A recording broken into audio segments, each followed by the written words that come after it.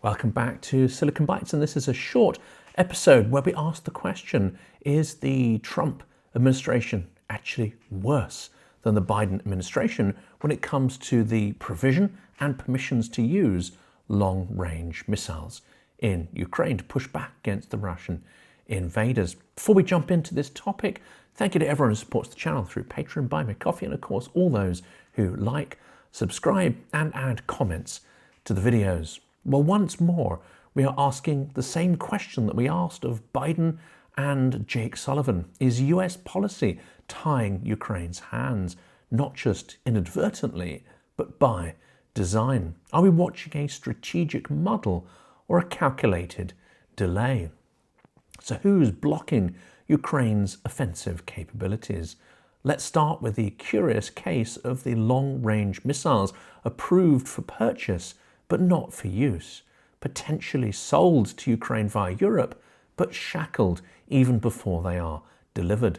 According to the Kyiv Independent, Washington has approved the sale of 3,550 ERAM missiles, that is, extended range attack munitions. These have a range of 241 to 450 kilometres. That's significant, but let's not get excited too soon. Their use inside Russian territory requires US approval, even if they're sold to the Europeans and passed to Kyiv. That approval is rumoured to be withheld. It feels like we're back to 2023, 2024. In other words, sold, but not unleashed.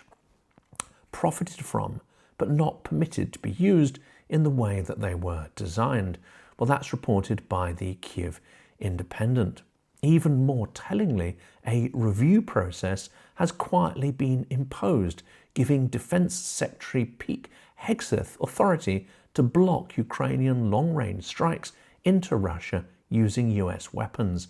The result, strikes potentially prevented for many, many months. Again, that is reporting by the Kyiv Independent. Now, Ynet News adds, the Pentagon has quietly barred Ukraine from using US-made long-range ATACMS missiles to strike inside Russia for many months.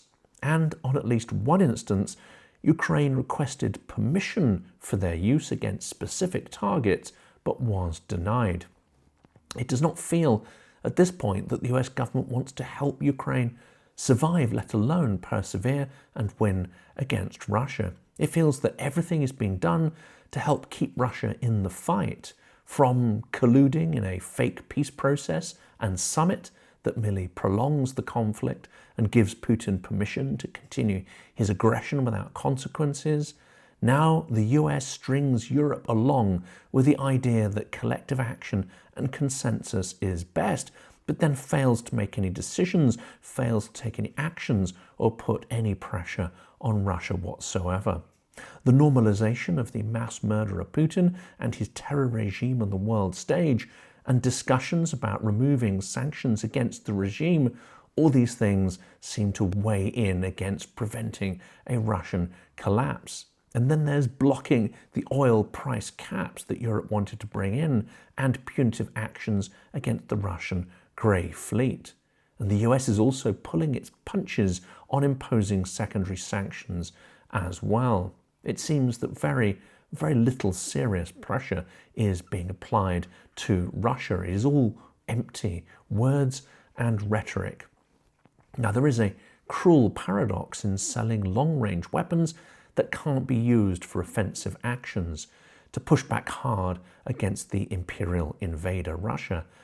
Let's savour the horrible irony and the grotesque hypocrisy. The US sells Ukraine powerful long-range tools while simultaneously clipping their wings.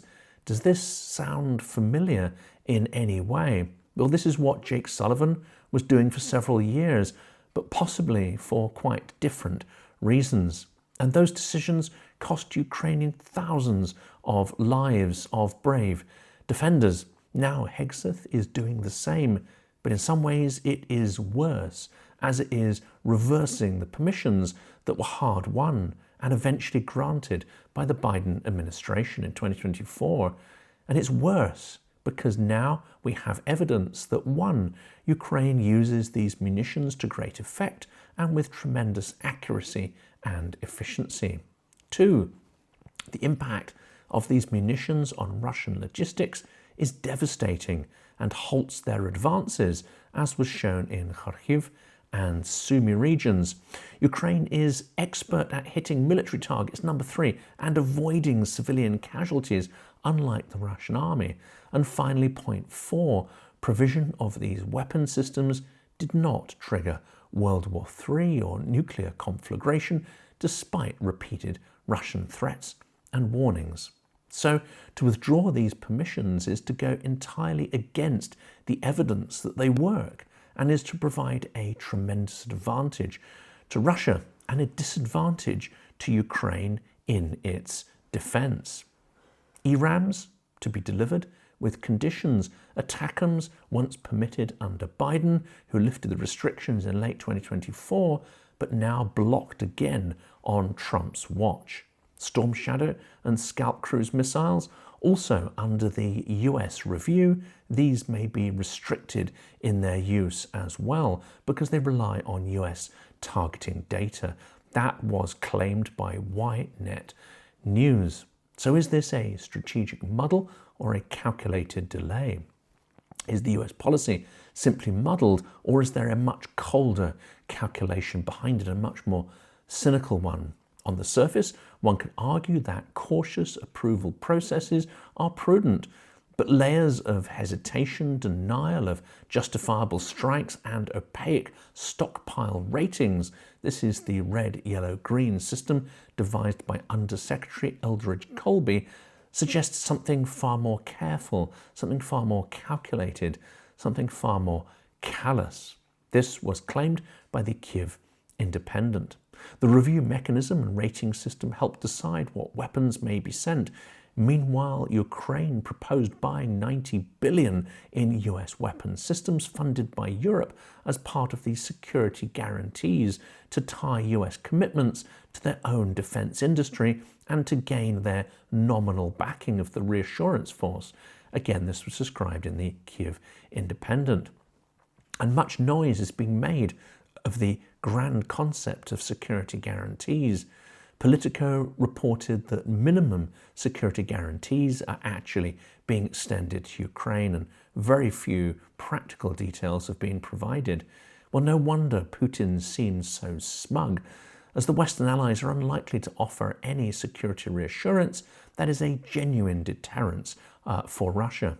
The US is walking a tightrope, seeking to act as Ukraine's peace arbiter without offering any real security, talking up the guarantees while at the same time explicitly denying the provision of any troops on the ground, systems or forces of any significance.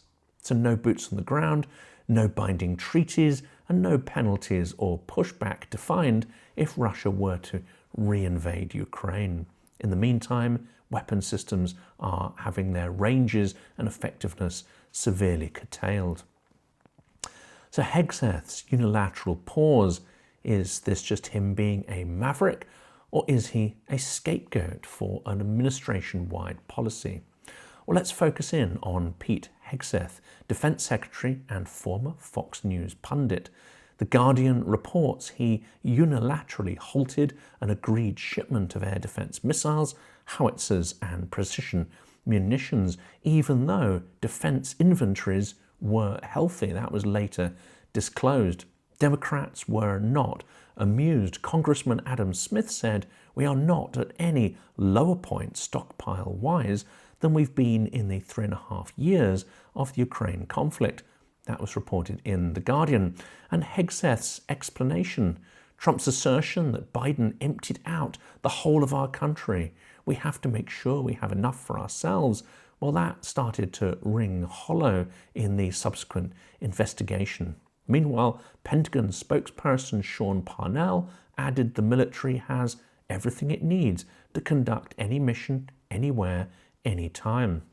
That's reported in The Guardian. So was Hegseth acting on his own, or quietly fulfilling administration's desire to de-risk the chances of dramatic Ukrainian success? Should we look at him as the fall guy for a policy that nobody wanted to claim, or somebody that had gone rogue? Well, rumours and resentment are building, and I think this builds up to a pattern, in fact, with these other denials of permission. Ukraine is attacking Russian oil refineries, and it seems that the US is not at all happy with that. There are whispers, yet to be confirmed in mainstream sources, that US officials were unhappy when Ukraine resumed strikes on Russian oil refineries, not least because this is an incredibly successful and effective strategy at limiting the Russian army's capability and their logistics networks, as well as putting pressure on the civilian population. Well, we're going to cover this in more detail in the next episode tomorrow. Rumours indicate that the US prefers to limit escalation. How different is that from Sullivan, the Sullivan of 2022, 2023? Yet it is a more extreme version, because here we are in 2025 and most of Russia's red lines have proved to be hollow and illusory. But this fits the pattern. Weapon sales with strings attached. Ukraine permitted to defend but not strike infrastructure vital to Russian logistical networks and strike back against its invasion forces. Is the US against Ukrainian victory?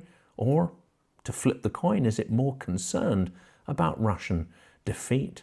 And now the court of public opinion. There are quite a few opinions suggested on Twitter, or X as it's now called, and some people are losing their composure over this reporting.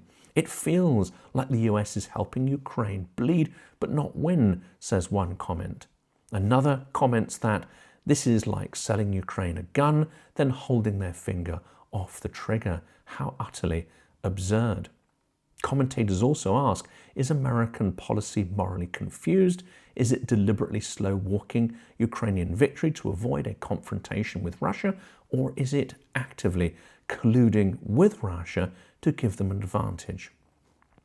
So what have we learned from this reporting so far? I think it's at an early stage, and we'll need to update this story as more information comes in. But the US sells Ukraine potent weaponry, yet the strings attached to it limit their effectiveness. It claims to guarantee security, yet offers nothing concrete. Its own defense chief drops shipments, citing phantom shortages, which are then proved to be completely illusory. And voices on social media are starting to spot a pattern in this, one that delays a Ukrainian victory, that actually really sort of starts to damage its ability to even defend itself. But this is being done in a way that is not too explicit. As if they were pushing this harder, it would cause consternation, even amongst some in the Republican Party. Well, Trump may call this Biden's war. But if Ukraine loses, he'll own the failure, and his policies, intentional or inadvertent, will have caused it.